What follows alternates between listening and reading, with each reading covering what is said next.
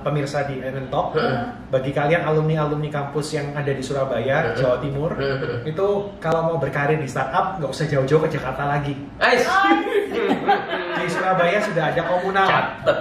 Catat Anda yang bermigrasi ke kota yang paling oke katanya di Surabaya juga bisa, benar nggak? Betul.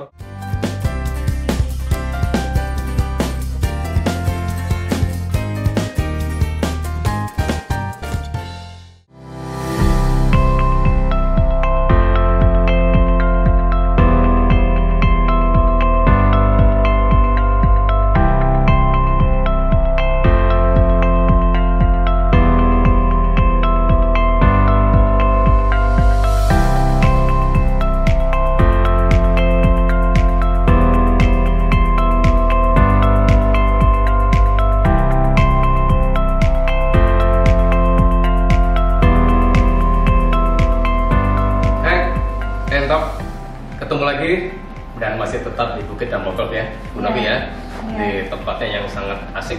Kita habis main kelereng tadi.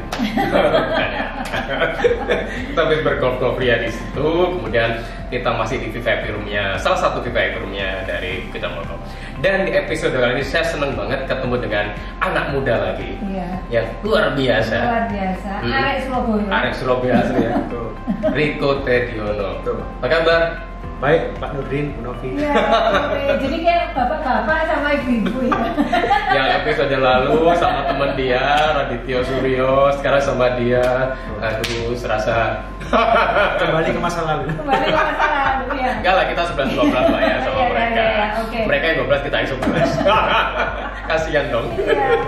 Oke. Kita mau ngobrol tentang apa ini? Karena yang luar biasa, muda sudah bergerak di bidang finance, tapi berkaitan dengan fintech. Iya, betul Pak. Betul nggak? Betul, fintech itu financial technology. Financial technology.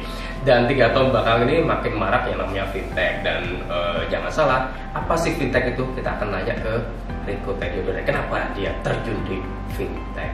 Yang namanya apa? Komunal ya? Komunal. Fintech terbesar di Surabaya. Ya, boleh dibilang seperti itu. Nah, harus sombong dong. Thank you. Oke, kenapa sih terjun di fintech? Oke, jadi kenapa fintech? Kenapa kok masuk ke dunia finance dan teknologi ya? Jadi pada latar belakangnya itu kita melihat, Bu, ternyata Indonesia yang punya populasi sekitar 270 juta masyarakat itu ternyata yang mendapatkan akses akan bank atau permodalan atau keuangan itu enggak banyak.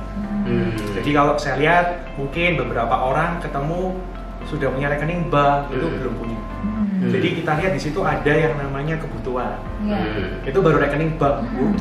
Kemudian kita lihat juga dari sisi kalau kita mau nabung, kalau kita mau istilahnya menaruh uang kita kepada siapa ya, cuman ke bank atau ke institusi keuangan. Padahal generasi milenial sekarang itu kalau dilihat itu mereka juga mau nggak cuma mendapatkan keuntungan atas depositonya atau atas investasinya, tapi mereka juga mau berpartisipasi langsung nih bagaimana bisa menyalurkan dana mereka kepada UMKM, kepada orang-orang yang membutuhkan, tapi yang resikonya terukur. Nah, resikonya terukur. Fintech itu terukurnya seperti apa? Kalau di bank kan saya misalnya pinjam uang, ya kan? Ada batas apa penjaminannya? Kemudian ada legal itunya kan, dan sebagainya, ada vulnerability dan sebagainya, ada survei dan sebagainya. Betul. Nah, kalau di fintech seperti apa? Nah, jadi saya terangkan dulu Pak, fintech itu ada banyak jenisnya. Ada yang namanya fintech payment, itu untuk transaksi keuangan. Kemudian ada fintech payment tuh misalnya seperti apa? Fintech payment itu ya untuk pembayaran, untuk memudahkan kita bertransaksi langsung. Nah, itu masuk fintech juga ya kan? Itu fintech. Kemudian yang kedua fintech lending. Fintech lending itu artinya kita bisa pinjam, bisa meminjamkan uang. Meminjamkan uang. Betul. Jadi kita bisa taruh dana, bisa juga kita pinjam dana. Betul. Itu fintech lending. Itu sama seperti halnya di bank itu kita mau deposito, kita juga bisa KPR kan Pak? Iya. Kalau KPR berarti kita pinjam uangnya bank, deposito kita naruh uang di bank. Itu sama seperti fintech lending. Oh, jadi bisa di komunal saya juga bisa ya naruh dana di situ ya? Betul. Untuk dikelola sama langsung Bapak yang sendiri mengelola. Jadi fintech ini nggak ada pengelolaannya Pak. Jadi dalam arti uang atau dana yang masuk ke fintech itu sepenuhnya akan 100% tersalurkan kepada orang yang membutuhkan. Jadi kita bukan kayak funds management yang mengaturkan bapak harus kesini, enggak. Ya? Tapi bapak punya liberty atau user itu punya kebebasan untuk memilih kepada siapa dia mau menyalurkan dananya. Contoh nih Pak, hari ini Bu Novi punya uang nih, contoh nih kita ambil contoh 10 juta rupiah. Kemudian saya nih Riko butuh modal usaha 5 juta untuk 3 bulan. Pak Nurdin butuh modal usaha 5 juta untuk 3 bulan. Nah Ibu Novi punya uang 10 juta nih. Bu Novi boleh dong menyalurkan ke Riko maupun ke Pak Nurdin. Jadi 10 jutanya Ibu dibagi 2, 5 dan 5. Tapi memilih itu berarti kita sendiri ya? Ibu sendiri yang pilih. Nah sedangkan kalau di bank kan tertutup nih Bu. Nggak tahu. Saya deposito, banknya terserah mau ke siapapun. Nah, di sini Ibu bisa milih mau ke siapa, mau ke Riko atau mau ke bapaknya. Kebetulan kalau Riko cuma pinjam 3 bulan, Pak Nurdin pinjamnya 1 bulan gitu Bu. Ibu mau pilih, oh yaudah saya mau 5 juta saya ke Pak Nurdin semua aja deh, nggak ke Riko karena kelamaan nih 3 bulan. Itu juga bisa. Jadi yang komunal ini adalah fintech yang lain. Kita platform. Jadi platform kayak Gojek. Kalau Gojek kan mempertemukan antara driver dengan penumpang ya Bu.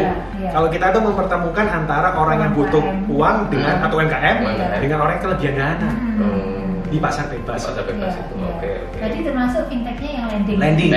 Masih ada lagi jenis. Ada lagi fintech yang terkait dengan insurtech, jadi asuransi. Itu namanya insurtech. Lalu ada lagi fintech marketplace. Marketplace. Terus ada lagi fintech yang terkait dengan money management Bu. Jadi kayak kita mau beli saham langsung ke broker itu juga fintech. Jadi fintech itu macam-macam ya. Tapi kita membentuk ekosistem Bu. Walaupun macam-macam, seperti saya nih fintech lending itu juga bisa bekerja sama dengan fintech payment. Contoh paling simpel, Ibu berbelanja online, kemudian Ibu nggak pernah punya kartu kredit, tidak pernah punya kartu kredit, lalu Ibu mau istilahnya bayar nanti, pay later Bu ya. Itu menggunakan fintech peer-to-peer lending. Nah di situ ada satu ekosistem antara marketplace tempat Ibu belanja dengan fintech peer-to-peer lending jadi satu. Untuk pay letternya tadi itu ya. Oke. Kan balik lagi pertanyaan, kenapa kok mau ke sini? Mau ke fintech itu? Simple Pak, karena kita lihat masyarakat kita pada umumnya itu terutama cuma terkonsentrasi di Jabodetabek Pak. Jadi semua fasilitas kemajuan teknologi itu semua terpusat tersentral di Jawa dan Jakarta Pak. Kalau bilang Jawa ya semuanya di Jakarta. Akhirnya kita terpanggil juga Pak. Kita di Jakarta pun ternyata banyak anak daerah Bu. Cuman anak-anak daerah nggak mau istilahnya take action untuk bisa independen, tapi selalu melekat kepada perusahaan-perusahaan yang gede. Kita mau coba mematahkan mitos tersebut. Kita coba membentuk perusahaan di Surabaya dan memang area kita nggak mau serve ke area Indonesia Barat Pak. Kita maunya dari Surabaya, Jawa Timur ke Indonesia Timur. Lebih intim ya, Indonesia Timur ya. Mulai dari Surabaya, Banyuwangi, Bali, Makassar, Nusa Tenggara, Maluku sampai ke Papua. Berarti lebih gede dong marketnya. Lebih ini Pak, Blue Ocean ya Pak? Blue Ocean, betul. Daripada berdarah-darah di barat kan, Blue Ocean, mending beli Blue Ocean. Tapi kita fokusnya bukan ke Blue Ocean-nya sih Pak, kita lebih pengen bahkan hampir dikatakan dominan tim kita itu rata-rata dari daerah Bu.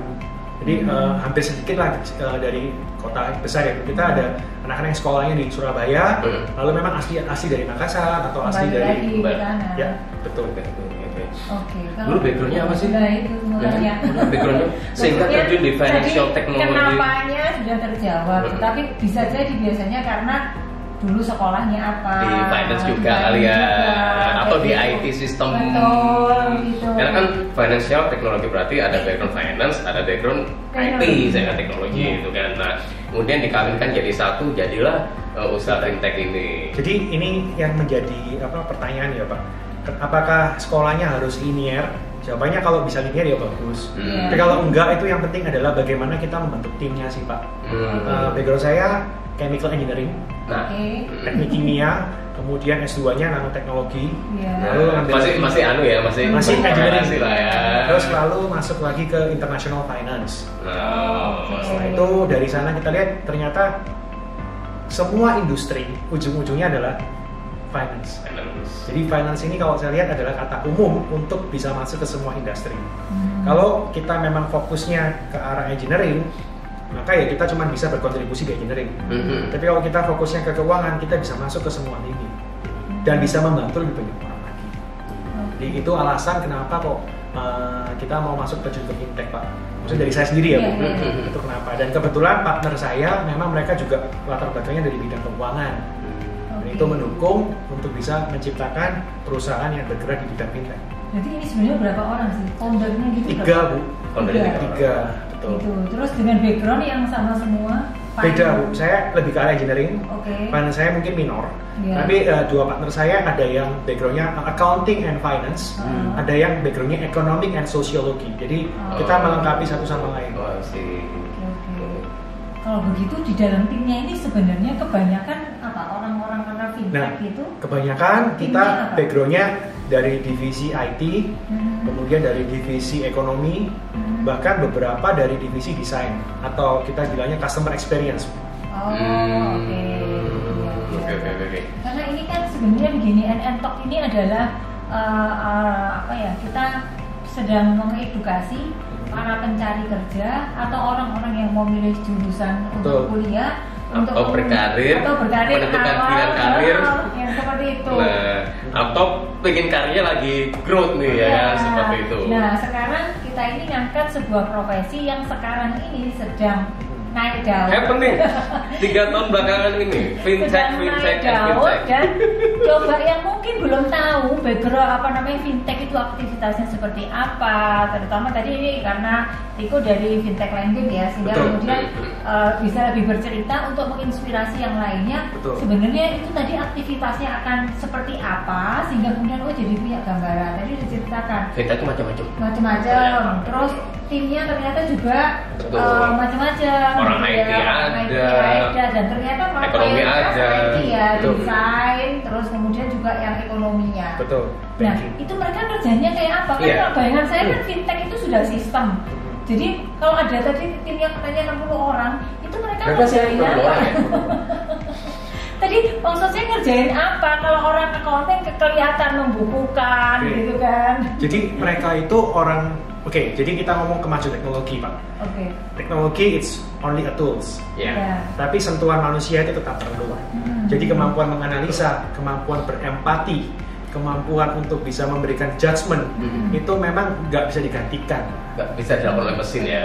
Nggak bisa dilakukan oleh mesin. Tetap harus otak manusia. Betul, karena itu yang berhubungan sama feel. Jadi apapun profesinya manusia itu nggak akan tergantikan. Kalau akuntan itu pasti tergantikan. Tapi kalau internal audit itu orangnya mikir kan, Bu, mengaudit, menganalisa. Nggak bisa mesin. Termasuk di fintech, Pak. Jadi kita punya alat sistem engineering atau sistem gitu ya. Tapi manusianya juga harus punya pengetahuan, juga harus punya pengalaman. Jadi orang-orang yang masuk komunal ini rata-rata adalah orang-orang yang di dunia banking atau di dunia IT, tetapi mereka pada waktu bekerja di korporasi yang besar itu hanya menjadi 9 to 5 people. Kerja jam 9, pulang jam 5. Nah, sedangkan kita di startup punya culture yang berbeda. Kita memberikan mereka doktrin bahwasanya apapun yang mereka lakukan itu akan berimpact kepada masyarakat dan society.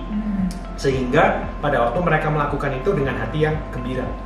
Dan mereka menyadari bahwa tindakan mereka itu nggak perlu dikontrol oleh tools yang, contoh nih Bu, kita punya KPI, kita punya OKR ya, tapi itu hanya tools. Tapi kalau mereka nggak passionate untuk membantu orang, nggak passionate untuk bekerja sama tim secara baik, maka nggak cocok untuk masuk startup. Terus apakah mereka harus kerja dalam satu ruang tertentu? Apakah harus bisa kemana-mana dan sebagainya? Bisa. Jadi kita memang budaya startup itu yang berbeda dengan budaya korporasi. Dimana kalau di korporasi ada kotaknya, Bu. Jadi kita udah masuk kotak ini ya, cuman ini aja. Sedangkan kami di fintech maupun startup ya pada umumnya itu kita lintas divisinya itu sangat gampang. Jadi banyak dari tim kami yang waktu masuk di divisi A, tapi nggak sampai 1 kuarter, 2 kuarter dia udah kita rotasi ke divisi B. Jadi tergantung, mungkin edukasinya mumpuni di divisi A, tapi ternyata passionnya dia di divisi B, tapi skillnya dia di divisi C. Jadi ya kita rotasi aja menurut apa yang menurut kita bisa menghasilkan forte yang terbaik atau effort yang terbaik. Gitu. Dan mereka tidak harus kerja dalam satu kantor gitu ya, mereka bisa mau Mostly jam kerjanya gimana? jam kerjanya enggak Pak, jadi kita memang punya jam kerja sendiri, dari jam 8 sampai jam 5. Tadi kan tapi 9 to 5 kan? Betul, tapi mostly kita itu malah tambahin diskusinya itu ya pada waktu santai, pada waktu hari weekend kita bisa ketemu problem, kita bisa cari bareng solusinya. Jadi sebenarnya kalau yang dibilang kerjaan rutinitas itu masih ada Pak. Tanpa rutinitas kita nggak bisa melayani orang ya operasional ya. Day to day. Tapi yang kreativitasnya juga ada porsinya.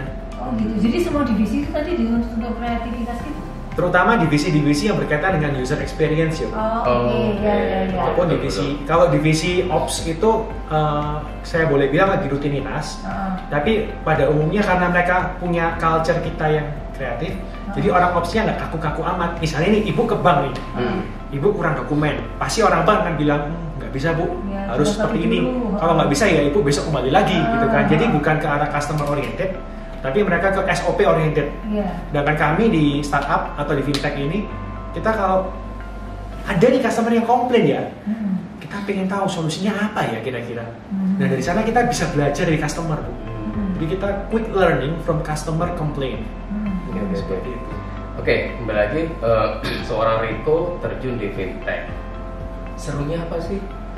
Serunya itu ini Pak, kita bisa impactful.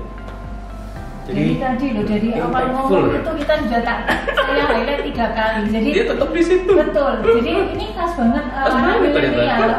Anak milenial itu kalau bekerja mereka bukan cuma cari duitnya ya, gitu ya. Tapi mereka ingin ada sociopreneur-nya di sana ternyata. Ada sesuatu yang kemudian bisa mereka sumbangkan untuk orang lain. Ada value di situ ya. Kehidupan yang mereka bawa ya. Betul Bu, karena kita hidup ya nggak lama ya. Kita hidup cuman kalau kita cuma untuk diri kita sendiri, mencukupi kebutuhan kita sendiri. Ya, cukup ya, istilahnya urip ora urup ya. Urip. Kita kan harus menjadi ini Bu. Istilahnya menjadi berkat ya untuk sesama dengan cara kita yang bagaimana yang baik, yang sesuai dengan aturan dan cepat. Boleh. Berdiri berapa lama sih Komunal? Komunal kita mulai beroperasi mulai Februari 2019 Pak. Berarti baru 2 tahun 2 bulan. 2 tahun 2 bulan. Dan progresnya? Setiap tahunnya kita ada kenaikan sekitar 300% Pak. Wow, 300%. Setiap tahun. Saya langsung, wow. Kalau gini ya, tentang ini, kira-kira nanti ini kedepannya apa ya? Landing ini akan tetapkah di sini atau mungkin akan meluas lagi gitu? Nah, ini sebenarnya akan kita rilis bentar lagi Bu. Jadi beberapa saat lagi kalau ngomong soal landing, kita kan bicara soal bank. Kalau kita bicara bank itu pasti ada namanya bank yang bank umum maupun bank daerah. Kalau lihat berita hari ini, bank umum ya menjadi makin umum aja, mulai masuk ke dunia digital. Tapi bank daerah tanpa disadari Bu, ternyata penopang perekonomian kita itu adalah bank-bank daerah atau kita sebutnya BPR, BPD, BPR itu. Mereka mau ngejar ke digitalisasi juga nggak bisa. Nah, fintech harus mengganti mereka dong. Oh, jadi mau kolaborasi karena mereka rata-rata kan dengan UKM ya. Betul. Nasabahnya mikro rata-rata. Gitu. Kita akan masuk ke sana. Kan nggak mungkin masuk ke corporate kan. Gitu loh. Dan saya tadi awal udah cerita sama Ibu, ternyata banyak loh orang yang belum punya rekening bank. Tapi di desa atau di daerah yang kabupaten, kota madya yang lebih kecil itu mereka tahunya bank BPR itu. Nah itu yang tap in yang menurut kami fintech bisa lebih berkolaborasi, impactful di sana. Dengan itu klien Anda itu kita sudah mulai ke arah sana. Nggak perlu kita sebutkan di sini. 3.000 nasabah. Iya, 300.000 nasabah. Kita sudah mulai ini Bu, istilahnya membentuk fondasi. Maka kalau memang tahun ini sesuai timing, maka kita akan launching segera dan mungkin banyak sekali puluhan atau ratusan bank BPR yang akan kita gandeng. Tapi emang sekarang udah mulai grounding, udah mulai kita siapkan. Jadi nggak cuma landing, tapi kita kan kolaborasi dengan bank. Jadi kalau orang bilang zaman dulu kan kalau bisa aset itu punya saya sendiri. Kalau bank berdiri sendiri. Kalau Ibu lihat bank syariah sekarang jadi satu ya Bu. Kalau bisa fintech itu juga bersatu sama bank untuk bisa melayani masyarakat. Jadi fokusnya adalah how we serve for people. Bukan bersaing sendiri-sendiri. Jadi kalau dibilang sebenarnya 2 tahun 2 bulan ini progresnya setiap tahun 300% ya kan. Berarti nggak ada dukanya dong memberikan. Ada Pak. Dukanya ada tapi nggak banyak. 2 tahun berarti kan 100% tuh kan. Dukanya ada tapi nggak sebanyak. Bisa sharing supaya gambaran mereka karena gini, lengkap. betul. Ya. Ketika memberikan suatu berterjun di bidang yang baru, background tidak sama, ya kan, dan berkooperasi dengan 2 orang yang lainnya mendirikan suatu fintech perusahaan baru, kan itu ada effort yang dikeluarkan kan. Betul. Nah, dukanya apa? Dukanya pertama waktu kita berdiri itu kita mau cari tenaga kerja itu susah Bu. Nggak paham kali ya. Nggak paham dan nggak mau. Ini potensi nggak sih? Karena masyarakat pada waktu itu 2 tahun lalu, terutama di Surabaya, generasi muda kita itu punya pikiran saya dapat gaji berapa setelah lulus. Iya. Betul. Itu selalu menjadi hambatan. Bahkan kalau boleh dibilang karyawan kami yang batch 1 Bu, tim member kami yang awal kerja itu mereka take home pay-nya itu tekad semua loh Bu. Oh gitu. Jadi tim kami yang masuk di awal-awal itu adalah kalau boleh bilang kita bangun pilar bahwa kita menilai orang bahwa kamu mau nggak sih kalau tekad dari tempat kamu yang nyaman masuk membangun startup. Jadi saya tuh meyakinkan banyak calon team members itu mereka percaya nggak dengan visi mimpi dari kami para founders. Itu berarti pelan-pelan itu ya pelan-pelan kepercayaan mereka ya kita jadikan ini loh hasilnya ini loh. Ternyata sekarang kebalik Bu, kita sekarang yang milih selektif. Banyak sekali alumni-alumni yang bagus yang bisa atau mengajukan CV-nya untuk bisa bergabung dengan kami. Dan bahkan pada waktu PHK kemarin waktu COVID kita berkontribusi malah tambah rekrutmen. Bukan malah mecat orang tapi kita rekrutmen. Ya karena tadi progres terus itu kan.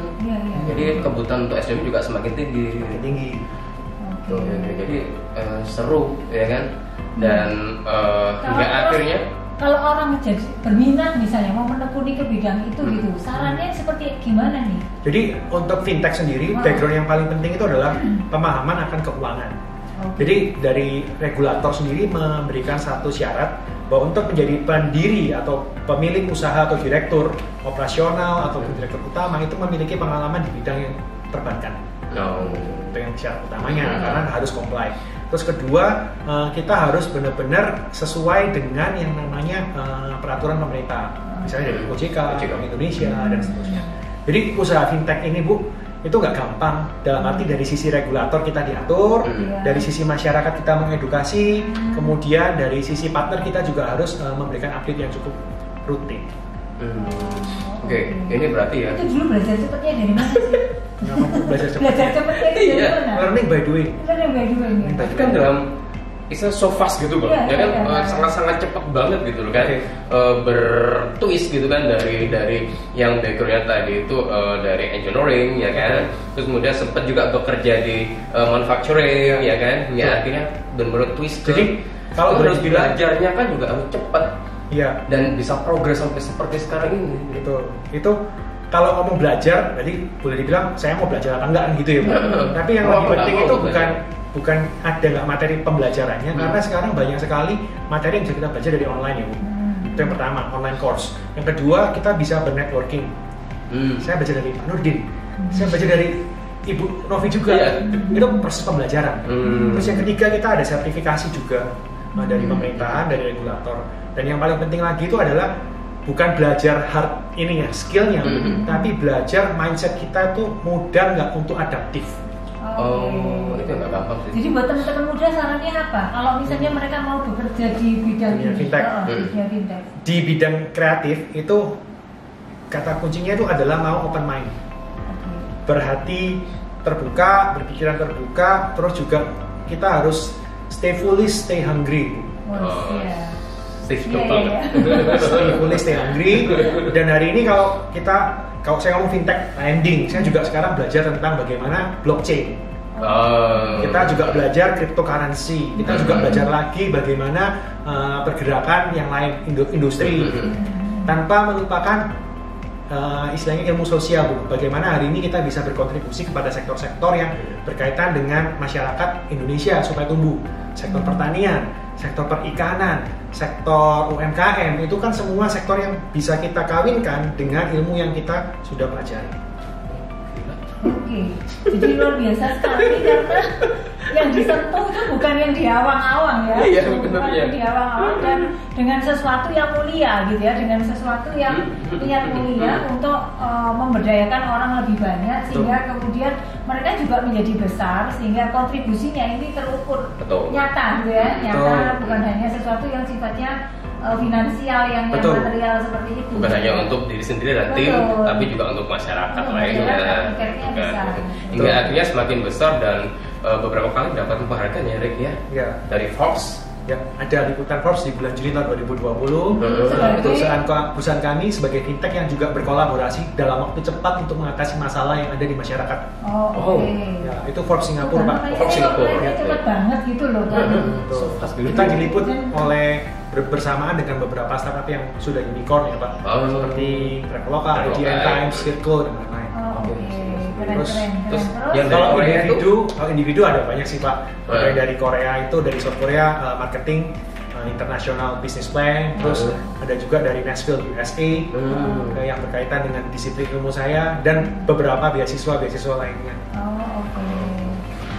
Dan semakin tersepona saya nih. Dulu waktu masih kecil itu kebayang nggak sih pada akhirnya seperti ini? Kesini enggak? Waktu masih kecil saya udah terbayang itunya saya SMA-nya ini Bu di jurusan IPA. Tapi saya memang sering ikut sekali kompetisi di bidang accounting. Di bidang accounting sama finance, tapi kuliahnya tetap engineering. Ternyata bekerja masih di bidang engineering. Semakin tinggi jabatan itu ternyata engineering aspeknya itu perlu, tapi ternyata makroekonomi juga perlu dipelajari. Akhirnya ujungnya nyambung lagi ke dunia keuangan. Itu sih. Jadi saya nggak sadar dulu ketika sekolah dulu SMA ikut lomba-lomba di finance dan sebagainya. Itu saya nggak sadar sudah ada di sini. Tapi saya yakin waktu SMA nggak kebayang kan, menurut yang sekarang ini kan nggak kebayang. Kebayang keuangan, tapi nggak kebayang kan kita nggak tahu. Belum ada. Dulu belum ada gitu kan. Zaman waktu SMA saya. Dan saya nggak kepikiran juga sih Bu, maksudnya bagaimana bisa benar-benar menciptakan satu peluang yang menyelesaikan masalah masyarakat. Karena pada waktu SMA dulu juga pengennya tuh menjadi profesional kan. Bagaimana menjadi seorang yang bisa bekerja di perusahaan ini dan itu. Tapi seiring bertambahnya waktu, bertambahnya zaman, ternyata most of the people yang lahir di generasi milenial itu ternyata punya satu keinginan yang lebih lagi. Karena sudah tercapai nih, gajinya besar sudah, bekerja di luar negeri sudah, fasilitas yang ini juga sudah. Apalagi yang harus dicari? Yaitu udah sampai tahapan. Jadi kesimpulan terus beradaptasi dengan perubahan ya dalam bisnisnya itu ya. Dan terus belajar dengan sesuatu yang baru. Harus belajar Pak. Karena perubahan-perubahan juga terus terjadi kan, Rick? Betul. Jadi kalau misalnya nih ada yang sudah kuliahnya di akuntansi atau keuangan gitu ya, untuk nanti bisa eksis atau bisa cepat berkarirnya di bidang fintech, dia mesti belajar apa lagi nih? Belajar untuk mau menerima masukan dari bidang lain. Kalau dulu kita accounting selalu balance sheet ya, kita ngomong kalau nggak cocok berarti harus diulangin lagi. Nah, sekarang pun di accounting ada yang namanya creative accounting. Kalau dulu di accounting dibilang bahwa perusahaan yang sehat adalah perusahaan yang untung atau laba. Kita lihat bagaimana unicorn, apakah sekarang masih laba? Enggak juga. Ya. Jadi apakah tolak ukurnya itu yang sekarang harus kita ubah? Jadi kalau zaman dulu orang jual beli itu adalah kayak trading, jual beli barang untung berapa, itu di conventional accounting. Kalau kita ngomong yang sekarang creative accounting, kita belajarnya itu bagaimana membuat perusahaan kita itu memiliki nilai valuasi yang makin lama makin naik terus. Bagaimana menaikkan valuasi? Ya dengan impactful tadi. Jadi ya tadi kenapa semakin banyak unicorn karena valuasinya semakin tinggi. Betul. Ujung-ujungnya sih memang IPO nanti kan, atau mau berakhir exitnya di mana. Tapi kata kuncinya adalah pengusaha startup yang sukses itu pada dasarnya dia punya jiwa untuk melayani, bukan untuk istilahnya jadi bos. Tapi juga banyak perusahaan startup yang gulung tikar loh. 95% pasti gulung tikar. Betul. Itu karena konflik biasanya Pak. Konflik antar founder atau mungkin dia punya visinya beda. Dan yang mungkin yang paling sering itu adalah dia gagal fokus ya Bu.